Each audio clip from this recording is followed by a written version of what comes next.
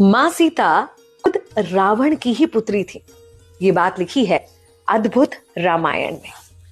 इसकी कहानी कुछ इस तरह से है कि रावण जब दंडकारण्य के ऋषियों को मारना चाह रहा था, उन्हें प्रताड़ना देना चाह रहा था, तब एक कलश में सारे ऋषियों का रक्त रावण ने भर लिया था।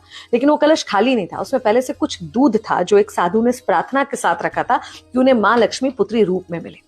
अब उस रक्त को रावण अपने घर में ले आया, मंदोदरी से कहा कि ये विष है, ये जहर है, इसे संभाल के रख दो। मंदोदरी रावण से इतनी दुखी थी कि उसने सोचा इस विष का पान करके मैं मर जाऊं। उसने वो रक्त पी लिया, मरी तो नहीं बल्कि वो गर्भवती हो गई।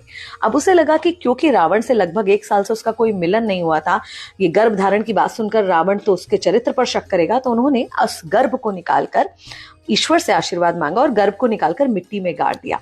और मिट्टी में से ही, यानी कि धरती में से ही महाराज जनक को ये कन्या प्राप्त हुई थी जिनका नाम माता सीता था। जब वो कन्या उन्हें प्राप्त हुई तो आकाशवाणी हुई कि इन्हें पुत्री की तरह पालो, ये लक्ष्मी का रूप है और संसार को बदलने और बहुत कुछ देने के लिए आई है। महाराज जनक ने उन्हें पाला, राम जी की पत्नी बनी।